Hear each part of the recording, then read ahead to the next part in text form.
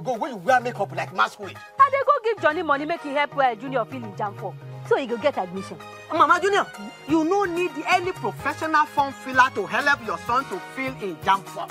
All the information we candidate need they inside 2018 UTME jam brochure. And then click on the brochure. Go, sir.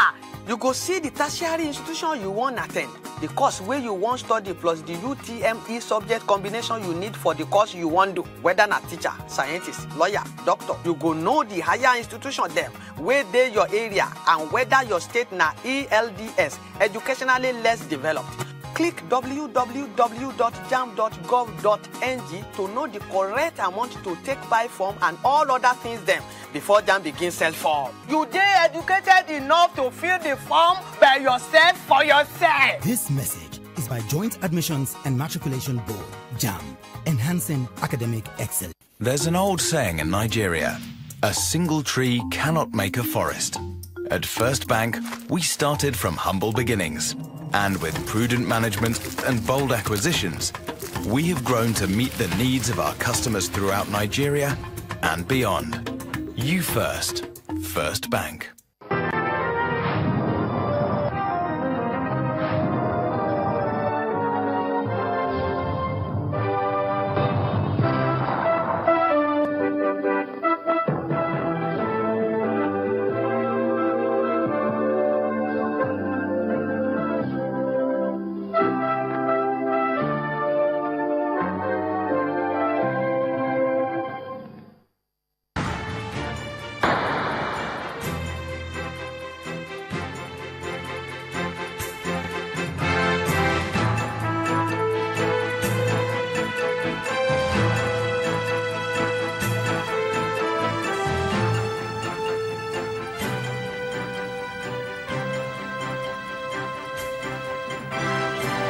Hello and welcome. I am Ladi Akeredoluale. Tonight, International Committee of the Red Cross unites 8 Nigerian miners seeking refuge in Cameroon with their parents 7 years after they were separated. Southern senators discuss restructuring, and Senate President Bukola Saraki is seeking the unity of Nigeria first before other things. PDP raises alarm over planned parallel convention as party leaders caution against anti-party activities ahead of its December 9 national convention. And Egypt declares 3 days of national mourning following deadly bomb attack in a mosque on the Sinai as President al-Sisi vows to respond with the utmost force. On business news tonight, Nigeria's central bank governor Godwin Emefiele debunks indulging commercial banks.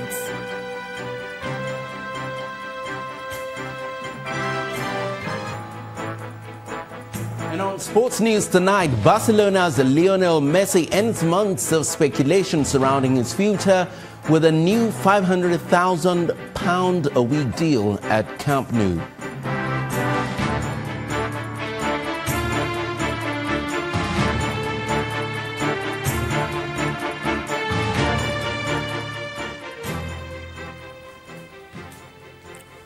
We begin tonight with the emotional reunion of 8 miners who were displaced by the insurgency in Borno State with their parents after 7 years of separation. The children who had been seeking refuge in Cameroon are back home with their families who are still living at the displaced persons camp in Maiduguri. The reunion was facilitated by the International Committee of the Red Cross working with the affected communities in the region.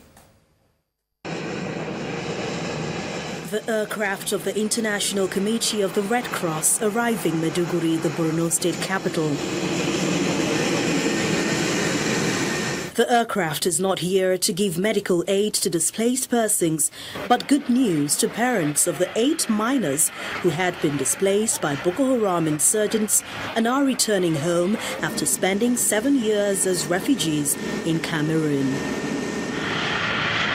Their parents had been waiting anxiously to give them a befitting welcome, 6 of them eager to see if indeed their children survived the hardship of living in a strange land.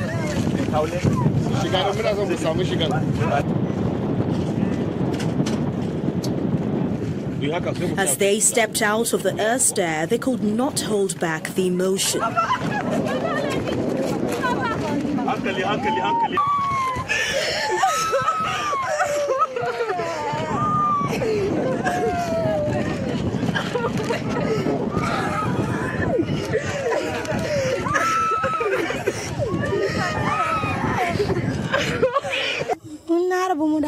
I lost contact with my children 7 years ago during the Boko Haram crisis. Their father and grandparents had also been killed. Red Cross helped us find them, and I am so happy today. I last saw my son more than 5 years ago. He was in school when we all dispersed, but with the help of Red Cross, who spoke to us and took our pictures from both sides. When the information we gave matched, they finally arranged this meeting. I am so happy. I could not even sleep last night. The International Committee of the Red Cross has been at the forefront of reuniting displaced children with their families. The task, they say, is still ongoing.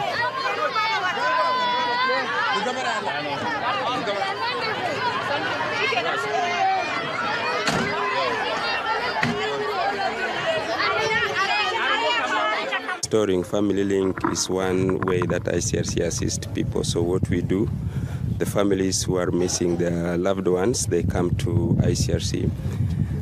Or we go to where they are, especially in the camps, and we register those who have got restoring family needs. Then we go and look for the family members. When we get them, we find out if the children are ready to come and be reunified with their parents, and also if the parents are also ready to receive the children back. Red Cross officials say unaccompanied children numbering about 140,000 are found in many IDP camps in Maiduguri, and they are only hopeful that someday they will reunite with their families and get a new life.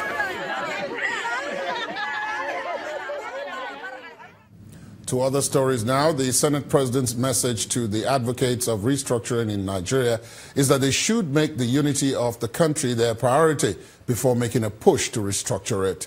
Senator Bukola Saraki is insisting that Nigeria's unity is the only prerequisite for development, and restructuring can only be meaningful in a unified environment. He was speaking at the Southern Senators Forum retreat holding in Calabar, the Cross River State capital, where Nigeria's unity and restructuring is being discussed. The retreat is an avenue for Southern senators to cross-fertilize ideas on restructuring.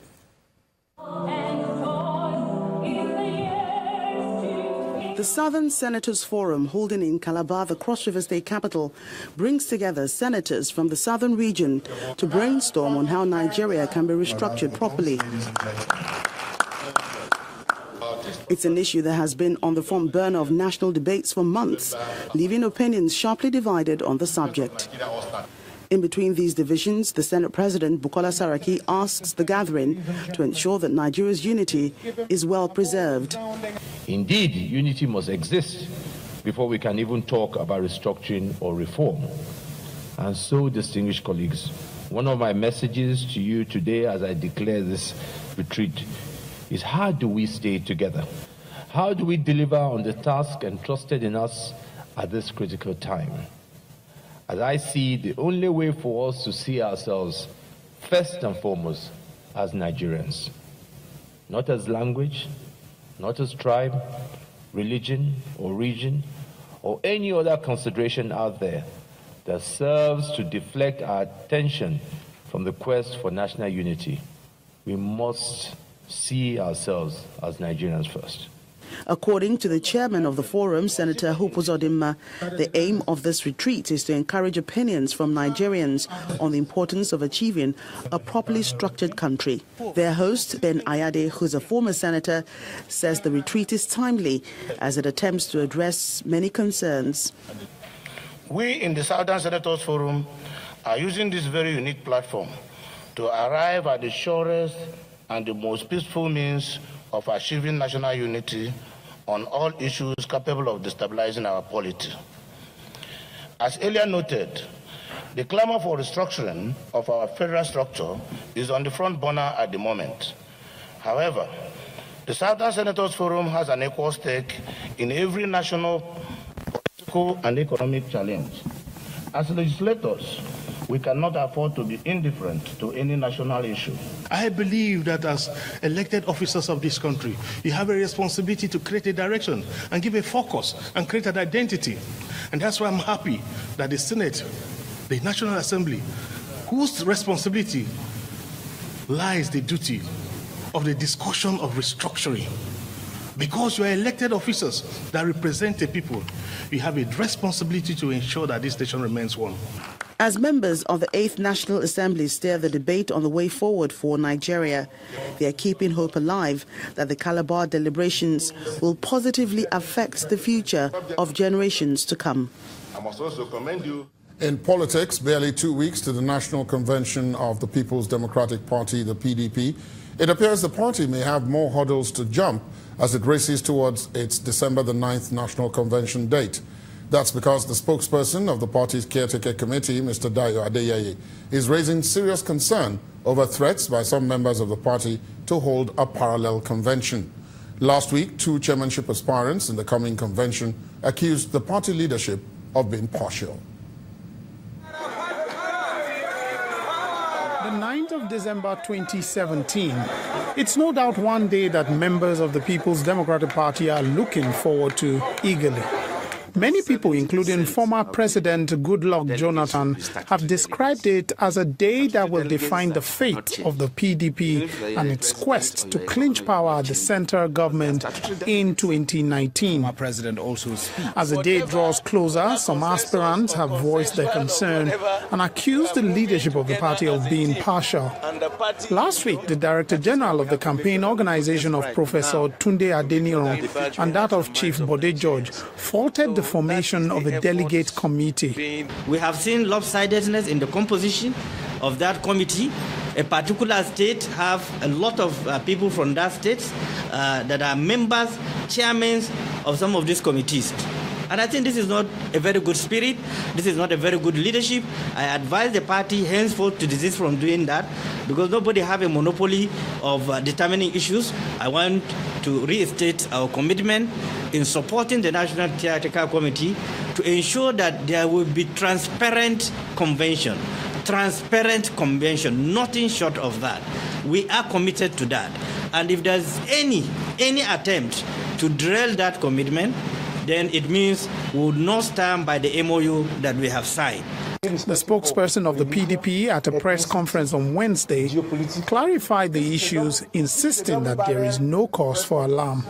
At the weekend, the National Publicity Secretary raised his concern over threats by some members of the PDP who are planning a parallel convention. We had that some elements within the PDP, and I don't want to say beyond that, are planning to organize a parallel convention or to disrupt the convention we are planning. This is totally uncalled for and a complete act of sabotage. Those making such plans cannot be said to be honest members of our party. They are not patriotic, but just out to destroy our party. The National Theatrical Committee has been working very hard to carry all party members and supporters of the party along in all the preparations for the forthcoming national convention. There are 8 chairmanship aspirants contesting for the #1 seat of the party. Although the PDP is yearning for a rancor-free convention next month, political observers hope the interests of aspirants will not clash with that of the party and plunge it into another round of leadership tussle. Of course, that one is clear. Meanwhile, the senator representing Kaduna Central Senatorial District, Shehu Sani, is appealing to Nigerians to always speak up whenever they believe things have gone wrong in the governance structure. The senator believes there is need for value reorientation and restructuring of the nation's structural defects to stamp out corruption in the country. He was speaking during a lecture on the need to restructure Nigeria in Osogbo, the Osun State capital. You cannot know who is a saint and who is a sinner in a government of change until after the government.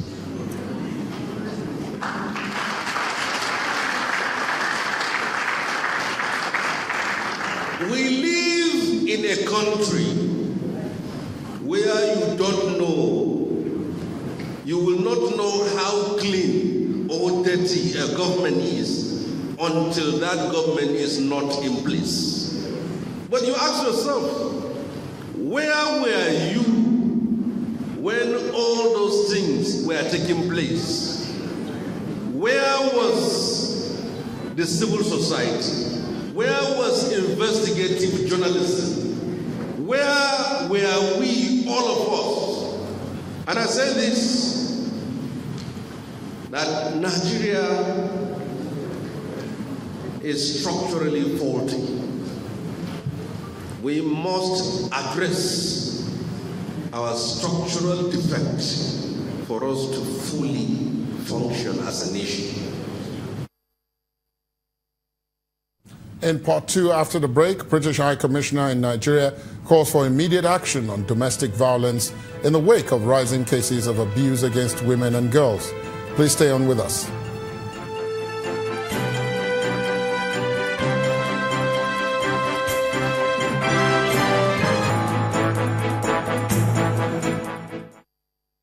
There is a reason Africa is called the new frontier. Once revered for our resources, today's wealth lies in our people. People who build the cities that shape the future. People who know an idea in one place means business in another.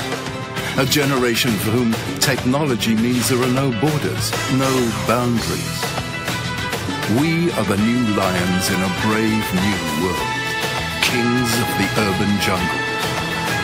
And there's a bank that puts the world in our pocket and the future in our hands. UBA, Africa's global bank. Jumia Black Friday Festival. Enjoy 31 days of deals with 1 million total deals. PS4 plus 3 games for 99,990 Naira and Samsung 40-inch TV for 119,990 Naira. And more mind-blowing deals every day from November 13th to December 13th. Jumia, the online shop you can trust. Download our app for more deals. We follow the story because we know that an issue is more than a headline. It shows where it all started and where we might be heading, how it all fits together, and why it all comes apart. We follow the story because the need to know never changes. We don't have all the answers, but keeping our eyes open keeps our minds open. We follow the story because we are part of the story.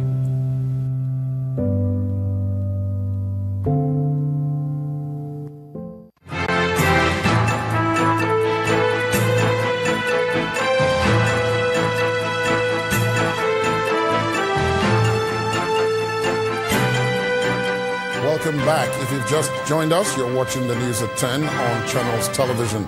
A reminder of our top stories. International Committee of the Red Cross unites 8 Nigerian miners seeking refuge in Cameroon with their parents 7 years after they were separated. Southern senators discuss restructuring as Senate President Bukola Saraki seeks unity of Nigeria first before other things. PDP raises alarm over planned parallel convention as party leaders caution against anti-party activities ahead of December 9 National Convention. And Egypt declares 3 days of national mourning following deadly bomb attack on a mosque in the Sinai as President Al-Sisi vows to respond with the utmost force.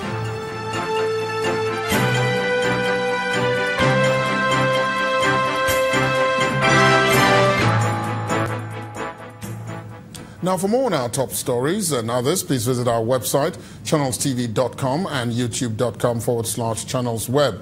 You can also watch us on the go on your mobile device. Please log on to m.channelstv.com or download the Channels TV app for Android, iOS and Windows phones from their respective stores. The Channels TV and Channels 24 app will give you access to news and updates.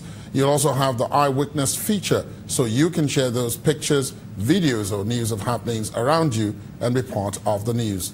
Just install the app, then tap and swipe to reveal the eyewitness menu and then follow the instructions. And now to the pictures you sent into our eyewitness portal today. Let's begin with this image from Otekile Street in Ika South local government area of Delta State, showing a gully erosion. Our eyewitness says this is dangerous to those living in the area. Still from Delta State is this picture showing the deplorable state of the Ila Asaba Road. Our eyewitness reporter says the road has become a cause of concern for road users who want the state government to help them fix it. Next is this one from Kobo bus stop in Oshogbo, the Osho State capital, showing an abandoned road. Our eyewitness says the road is a major link to some streets, and now residents have to look for other ways to access their homes. He wants the state government to assist the community in making the road accessible. We end with this picture from Kwara State showing the state of a road in Baratin local government area. Our eyewitness reporter says there is a water channel in the middle of the road, and although the residents have tried to fill it with rocks, the road is still a headache for commuters. Thank you for those pictures, and please keep them coming in. The federal government will soon reintroduce the Road Trust Fund to enable private firms partner with it in road construction. The Vice President, Professor Yemi Osinbajo, dropped the hint in Jos, the Plateau State capital, when he attended the graduation ceremony of the senior executive course at the National Institute for Policy and Strategic Studies. Our entire annual budget on infrastructure, it will certainly not have been enough to fill the gap. So, as a government, it was clear to us that the greatest impact would come from efforts of private capital, while we act as an enabler and as a catalyst, creating an environment conducive for investors and businesses. This is why we have revised and prioritized the Road Trust Fund to enable private firms partner with the federal government to build, repair, and maintain roads in return for tax credits. Meanwhile, work continues on the overdue second Niger Bridge, the Lagos-Ibadan Expressway, and other major arterial roads like the Ilorin, Jeba, Mokwa, Benin, Buhari, Kaduna Road, and the Enugu-Port Harcourt Road, to mention a few. The British High Commissioner in Nigeria is paying special attention to rising cases of domestic violence, and the High Commissioner is saying emphatically that something must be done urgently to stop it. Mr. Paul Arkwright believes that it is time to speak out against domestic violence, which 95% of the time is committed against women and girls, but which could also be against men. Prevalence of violence in society is huge. The prevalence of violence against women and girls in particular is very worrying across the world, as Law was saying. But here in Nigeria, it is a particular problem. A third of your female viewers today statistically will have been affected by violence in some way or another. A lot of that is domestic violence, a lot of that is violence from people within the family, people that they know. And I think it is time to speak out. It is time to say this has to stop. And it's really important that men say that as well as women. So this isn't a, quote, women's issue. This is an issue about society, because the perpetrators of violence against women and girls are almost by definition men, not always, but 95% will be men, and that's something that I think men need to recognise. Men need to stand up and say this has got to stop. So it's a really important debate. It's a difficult debate. It cuts across boundaries of culture, of ethnic groups, etc. But it's a debate which has really got to be brought out into the open and discussed properly.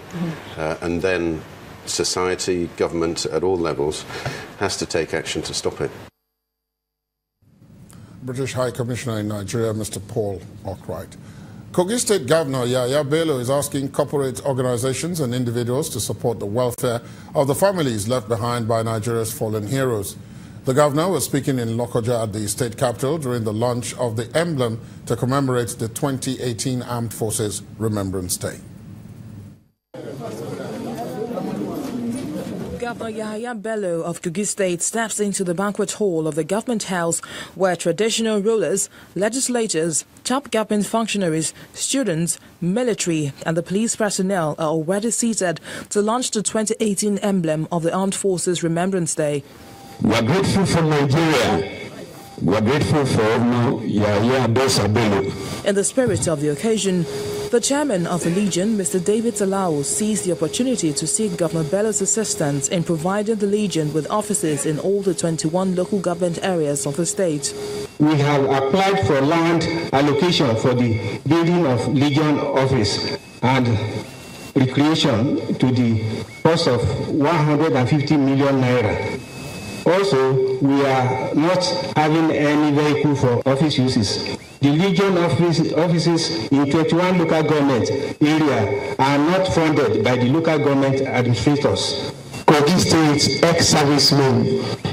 The high point of the event was the decoration of Governor Bello with the emblem.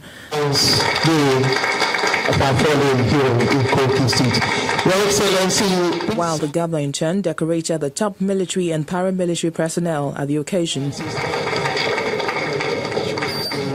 Governor Bello applauded the efforts of the security agencies in the state at reducing crime.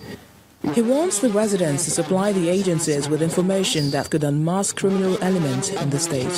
The current government of Kogi State recognizes the effort of armed forces and other security agencies at fighting highly infected criminals and subdue terrorist activities, kidnapping, armed robbers, and all other forms of criminalities in our land. All rise for the national anthem. The ceremony brings to the fore once again the need for governments at all levels to take the welfare of security agents seriously, considering the sacrifice they make in keeping the country safe.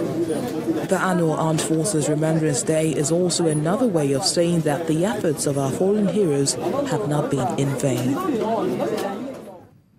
The Cross River State government is promising 24-hour supply of water to primary schools across the state to enhance hand washing among school children to prevent them from contacting communicable diseases. The managing director of the Cross River State Water Board Limited, Dr. Godwin Igile, gave the assurance in Calabar, the Cross River State capital, where more than 1,000 school pupils were taught how to wash their hands by the wife of the state governor, Dr. Linda Ayade. The United Nations estimates that more than 20,000 children under the age of 5 die every day as a result of infection, germs and diseases. What's more, over 50,000 adults also lose their lives yearly following same infectious diseases, which could be avoided by simply washing hands with soap and water or even ash and water. Gathered here are primary school children under the age of 10, and they are taught the benefits of hand washing in order to stay safe from contacting diseases which could lead to preventable deaths. The choice of beginning this campaign with little children is for them to act as change agents by taking the message from their schools to their homes. Without access to potable water, this campaign would not be effective, which is why the state government is making a strong commitment to educating these children.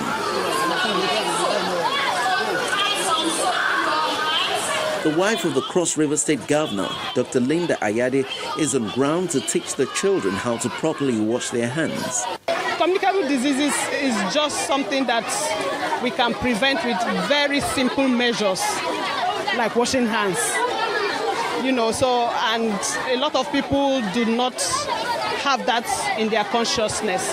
So we want to begin to imbibe that in our little children so that as they grow up with that on mind, and by the time they are adults, they are able to, without any effort, effortlessly transfer this virtue to the children, to the younger generation. Country Director of United Purpose, Mr. Tim Cornell, believes the advocacy is a step in the right direction, and he also believes the enlightenment will help contain the spread of communicable diseases. It's important that you imbibe the children with the ability to understand the importance of clean water, washing your hands at the right times, which improves their health and well-being. And they also promote this within their families and friends.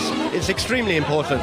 The pupils later demonstrated what they were taught and were supervised by Dr. Linda Ayade. Barely 1 week after his re-election as governor of Anambra State, Governor Willie Obianor seems ready to hit the ground running to deliver on his promises to the people of the state.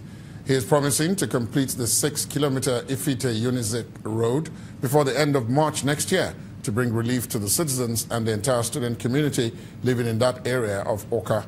He says efforts are still ongoing to complete projects across the state. Early this year, the contract for the construction of the Ifite-Unizik road was awarded to 2 construction companies to help salvage the already deplorable condition of the road. But the construction work was slowed down by the busy nature of the road, which links some communities. And now that the elections are over and the weather a little favorable, aggressive construction has commenced, and the students cannot hide their joy as they recall their experiences on the road. This is completely changing the face of Ifite. And my students are very happy too because the governor listened to us, and the road was not just fixed, but you see also that there is street lights too. According to the Commissioner for Works, the Ifite-Unizik road is not only important to the university community, he also assures them of the timely completion of the project and many other ongoing road projects across the state. The road goes from here to Amansi and links Amansi road that takes off from the express, Enugu-Onitsha Expressway. So it's a very, very important road for the students, for all the people who live here, the lecturers, and the other residents. Okay? So I'm glad that barely 4 days after the election and the results, we are back on site. Back on site on this site and back on site in all our sites in Anambra State. The contractor handling the project is confident of the quality of work and raises hope for the students and other citizens in the area that they'll be happy when the project is ready. You can see how quality the road is. The asphalt is good and it's very thick, okay? And I'm assuring the students that they will be happy. The people here believe the construction of the road is a good move by Governor Obiano's government, and they hope it will hasten the economy of the area and boost social life with the complementing street lights. When the news at 10 returns, federal government plans to save 3 trillion naira over the next 5 years from raw materials development. That's on after the break. Please join us again.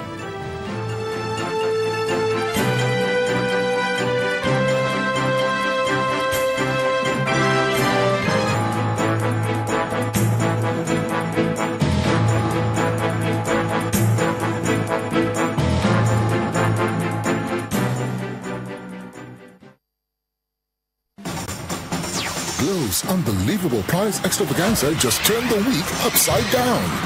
Thousands of winners will win hundreds of millions in prizes. Recharge Monday and win a flat-screen TV. Ring in Recharge Tuesday with free 4G LTE phones. Recharge Wednesday and feel the power with free generators. Recharge Thursday with free fridges. Free microwaves make Friday free day. On Recharge Saturday, free Glow 4G MiFis. And just when you thought it couldn't get any bigger, a Sunday recharge could win you a car. Recharge and win every day. The more you recharge, the better your chances. The largest data network, Glow, grandmasters of data. Grab it, find it, pick it, choose it, fill it, pick it, fill it, weigh it. Resist it. Resist it. Resist it. Master Pass it. Speeding past temptation, priceless. Introducing MasterPass QR, a new way to pay from MasterCard. Using your mobile banking app, scan the merchant's QR code. Enter the amounts to pay, followed by your PIN. The merchant receives confirmation, and you're done. Ask your bank about MasterPass QR. The Channels 24 app means you'll always be in touch with the news. Get the latest local and international stories on the go. And there's our social media platforms for news from around the world. Watch the news live and play videos that matter to you. You can also check the eyewitness section to report events around you. Just click on the eyewitness icon and follow the instructions to upload your content. Channels 24 app, the news at your fingertips. Politics, they say, is a dirty game. Interactions and inactions largely affect you. We follow all the major actions.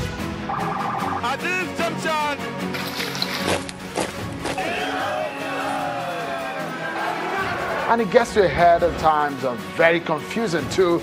And that's where we get all the perspectives so you can make sense of it all. Channels Television, your first place for politics.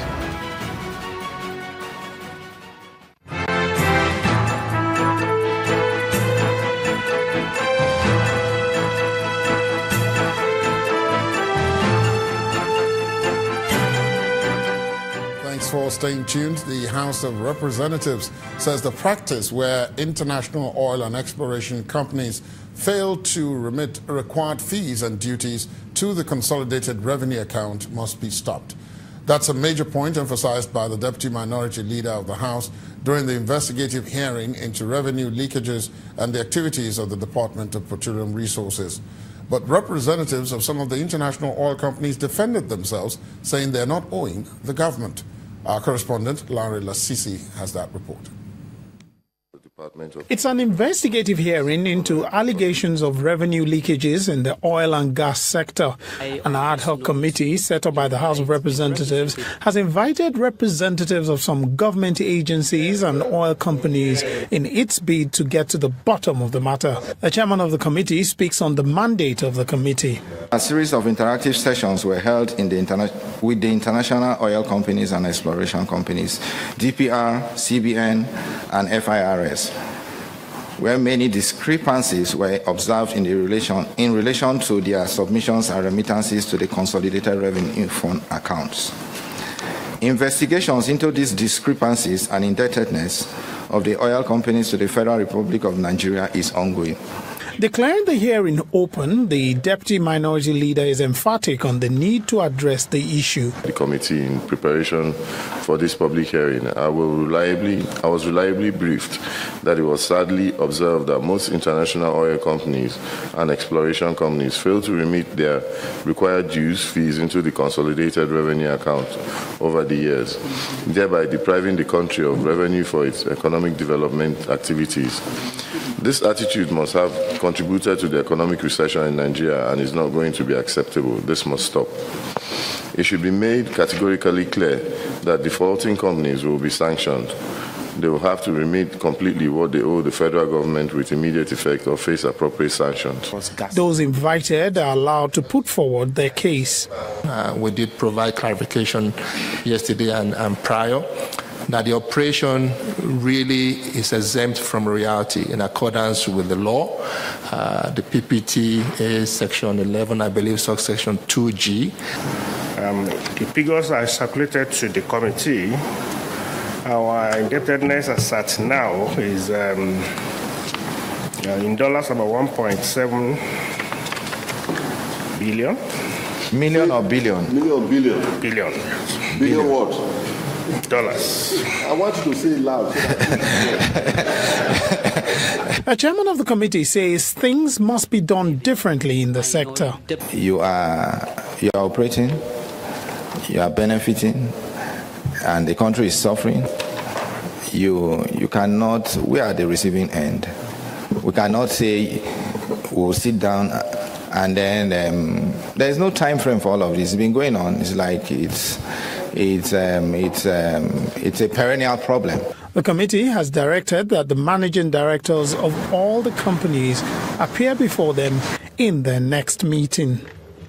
Lanre Lassisi, Channels Television News. The representative of the Some experts in statistics have been talking about the federal government's economic growth and recovery plan, and they say the policy can only be achieved with the aid of timely and accurate statistics. They also believe that proper funding is needed to capture areas of progress and concerns needed for policy action. The experts made the call at an event in Abuja to mark the World Statistics Day. The use of statistics for planning and policy action remains key to the development of any nation that yearns for improved services for its people. From the manufacturing sector to the transport sector, the deployment of statistics aid government in planning and also to know the priority areas begging for attention.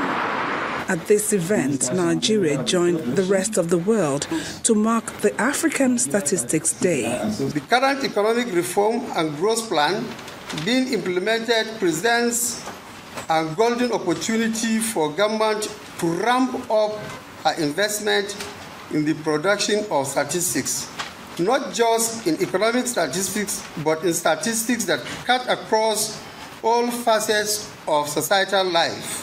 There were words of support from the international community on why statistical agencies must be supported in discharging their duties effectively.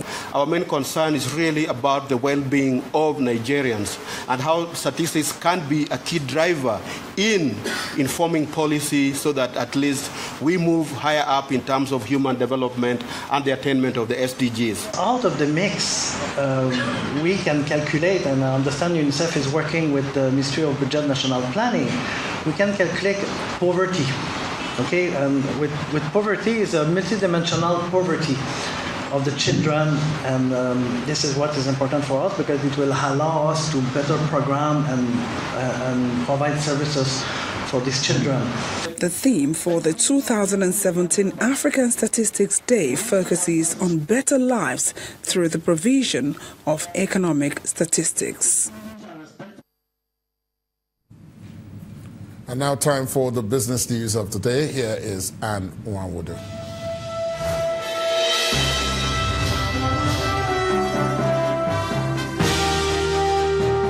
Thank you, Ladi.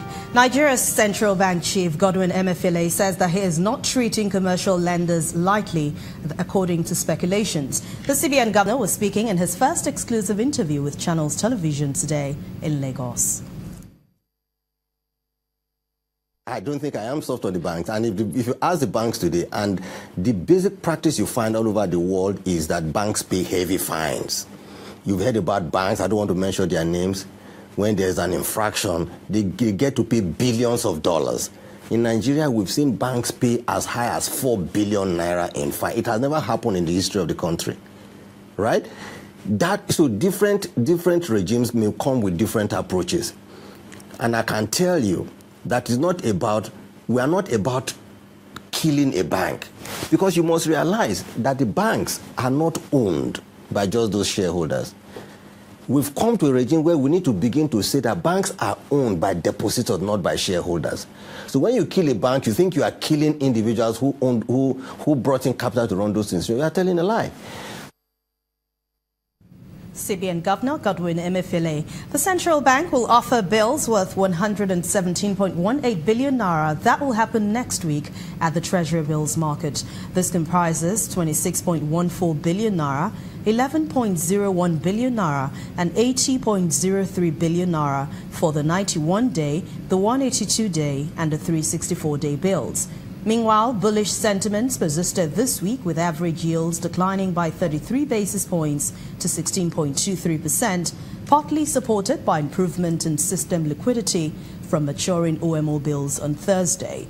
Dealers are expecting demand to persist in the secondary market next week on the back of expected inflow.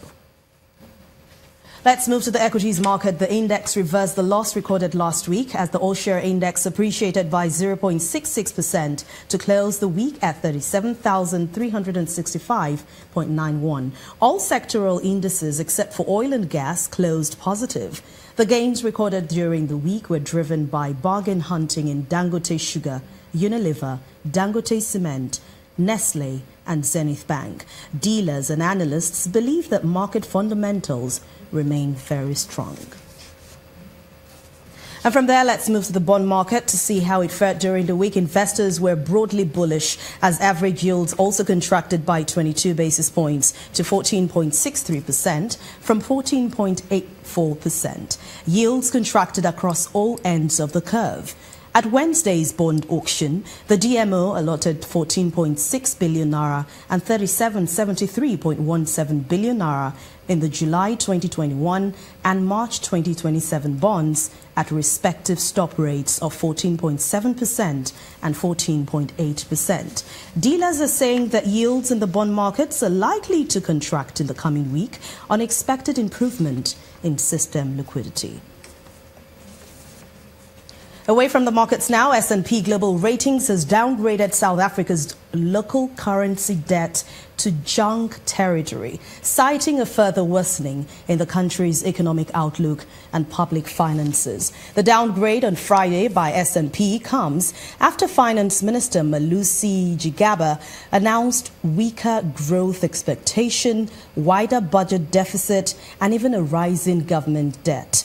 However, Moody's ratings agency has maintained its sovereign ratings for Africa's second biggest economy at Baa3, one step above junk status, which may have prevented a larger sell-off in the rand. But on Thursday, Fitch Ratings kept both the country's local and foreign currency credit ratings unchanged at BB+, with a stable outlook.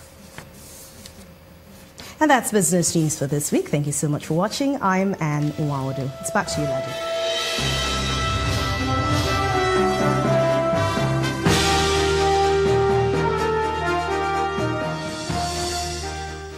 Thanks very much, Anne. The federal government is hoping to save 3 trillion naira over the next 5 years from the development of raw materials in the country. And the Minister of Science and Technology, Ogbonnaya Onu, is confident the feat would be achieved. The minister explains that the strategy is aimed at building local capacity to enable Nigeria contest with the rest of the world in the area of raw materials development. He was speaking when he received a report on the national strategy for competitiveness in raw materials and products development in Abuja. This national strategy is aimed at identifying the raw materials and products which we now import into the country, which we should not import in the future, that we should be able to develop locally. We should be able to build the local capacity and then maintain very high standards that will enable Nigeria to compete with the very best in the world. And by doing this, we'll be in a position to save a lot of money for the country. It's estimated that we will be able to save over 3 trillion naira.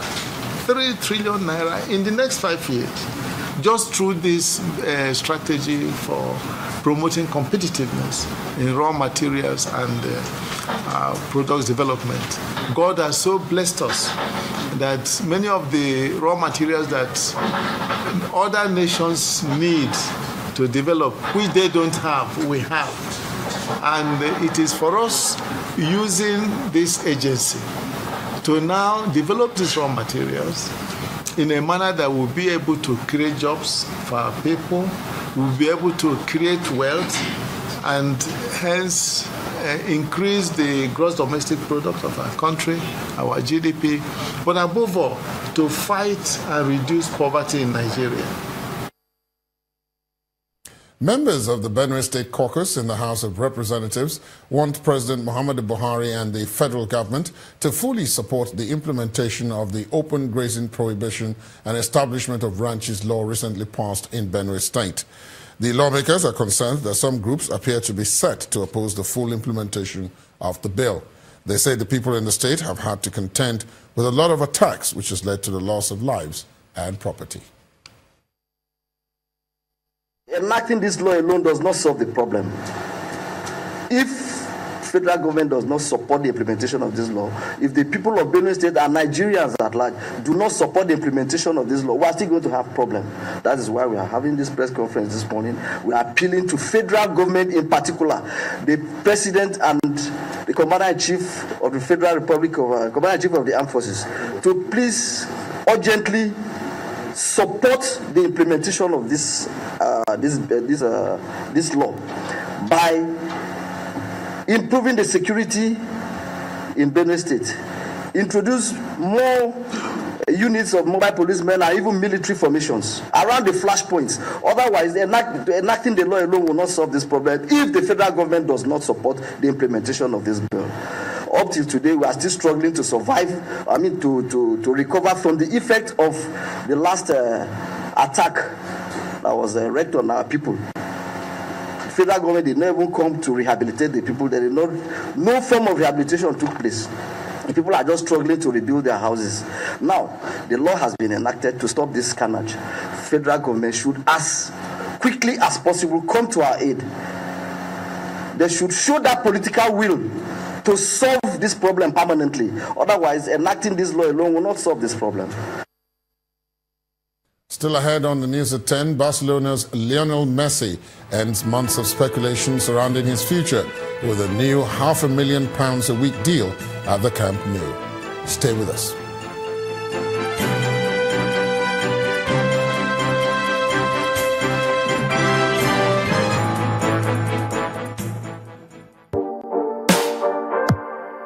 Life is like a game of trust. Sometimes to fly, we fall.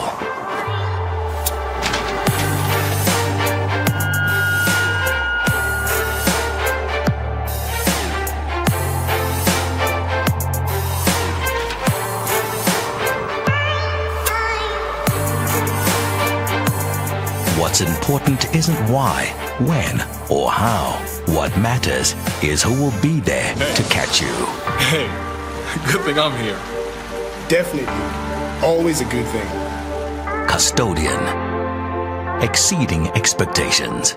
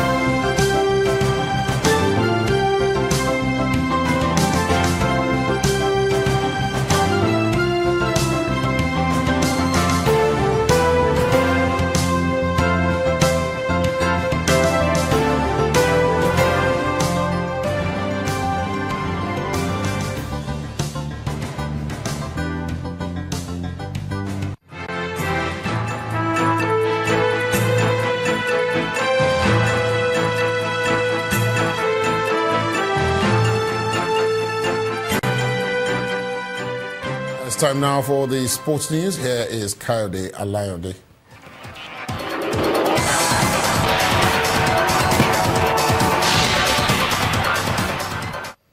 Thank you very much, Laddie. Welcome to Sports News. The second edition of the School Cycling Challenge has been concluded in Lagos. The event, organized by the African Cycling Foundation, is a campaign geared towards developing the sport at the grassroots. Our sports correspondent, Austin Okunakwan, has the report. Some 6 secondary schools in Lagos and Ogun states are here to compete, make new friends, and of course, have fun. Time for the qualifying round, and to ensure safety, competitors are properly geared up. 3, 2, 1, go! Can we cheer on, please? Can we cheer on? Well done. How can cycling be developed at this level? Vincent is just 11 and he has a simple solution. Give us free bikes. For you to be part of the cycling world, you need cycles. So a key thing is, do you have bicycles? Do you have places where they can ride? And we have a campaign coming on where people can contribute or donate, even if it's a spoke, a bicycle, a wheel, whatever it is.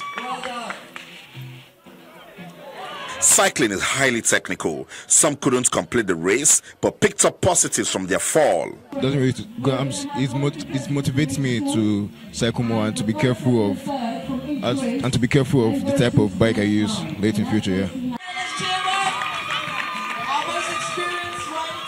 I believe it should be included in their extracurricular activities as a recreative sport, and from there they can develop to produce more people who can go out for competitions like this. This challenge has the quality to discover and nurture talent, but can it be sustained? The long-term objective is to make sure that every secondary school in Nigeria has a feel of what we're doing right now. Excitement in the eyes of the children. The opportunity has never been given to them to express themselves. So we're on a very good platform in ensuring that we have a cycling team for the Nigerian team in future. Cycling doesn't command good followership in Nigeria, but with competitions such as these, interest will be built and the fan base will grow. Austin Okonakpan, Channels Television News. We move on to the English Premier League now, where Ashley Young's first Premier League goal in 18 months, courtesy of a big deflection, saw Manchester United edge battling Brighton and Hove Albion 1-0 at Old Trafford. United's win cuts Manchester City's lead at the top of the Premier League table to 5 points ahead of their trip to Huddersfield on Sunday. Crystal Palace picked up their second win this season following a 2-1 win against Stoke City. Watford beat Newcastle 3-0 to move 8 on the EPL log. Swansea and Bournemouth played a goalless draw. Tottenham came from a goal down to hold West Brom to a 1-1 draw. Williams' freakish efforts rescued a point for Chelsea, who drew 1-1 at Liverpool after Mohamed Salah's 10th Premier League goal of the season. And the big one, Barcelona's forward Lionel Messi says he has moved closer to his dream of finishing his career at Nou Camp after signing a new contract with a buyout clause raised to £626 million. Messi's new deal, which is worth £500,000 per week, will expire after the 2020-2021 campaign. The 30-year-old had 1 year remaining on his old contract. The Argentine international, a 5-time Ballon d'Or winner, has scored 523 goals in 602 appearances for Barca. Since joining at the age of 13, Messi has helped Barcelona win 8 Spanish league titles and the Champions League 4 times. Meanwhile, Mercedes driver Valtteri Bottas earlier today denied quadruple champion, world champion, that is, teammate Lewis Hamilton, the final pole position of the Formula One season, leading a Mercedes 1-2 in Abu Dhabi Grand Prix qualifying. The pole was the Finn's second in a row and 4th of the campaign, and he said he was determined to convert it into a victory after the disappointment of missing out in Brazil 2 weeks ago. Hamilton, who had been aiming for his 12th pole of the year, was behind Bottas after the first flying laps of the final session and was unable to improve on his time when it came to the crunch.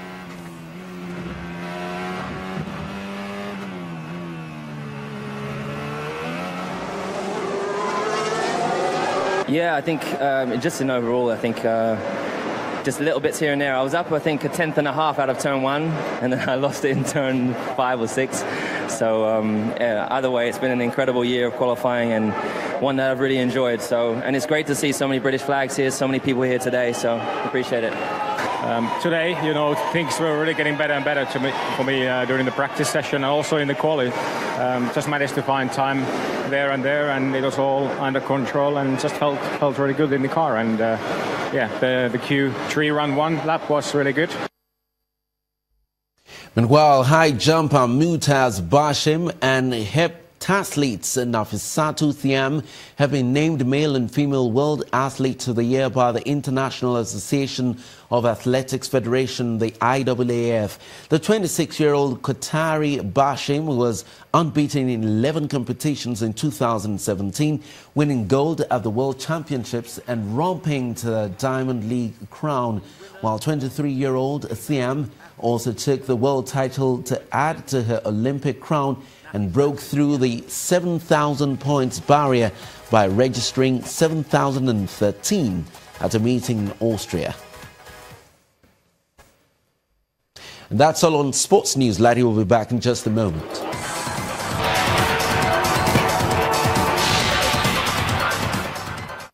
Thank you, Kayode. Egyptian officials investigating the massacre of worshippers at the mosque in Sana'a say the attackers, numbering up to 30, were carrying the flag of the Islamic State group.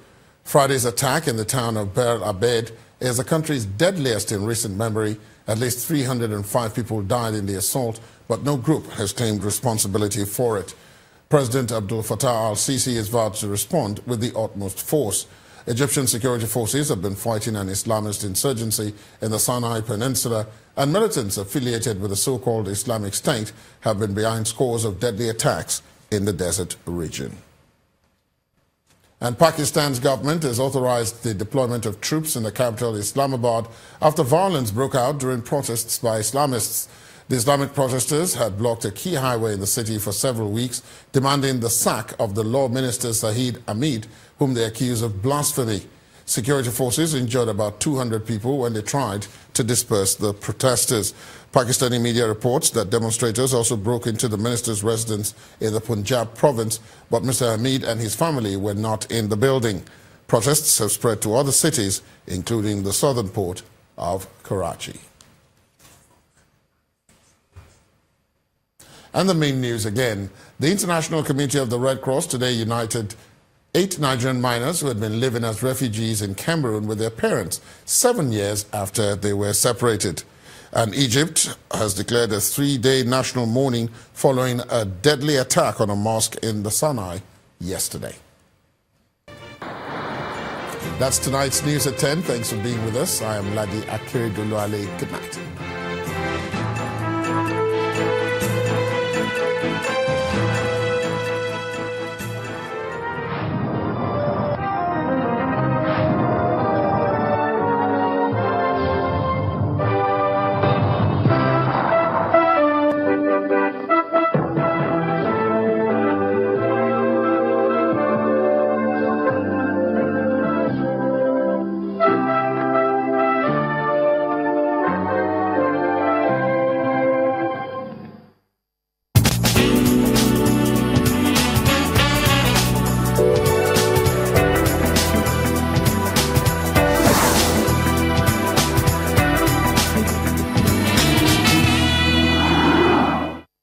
Hello, glad you can join us for another show. This is Nollywood Uncut, and I'm Koyi Shutadi, your host. In this show, we chat with a Nollywood star and check out a gathering of giants and get a peep of the unveiling of a new production.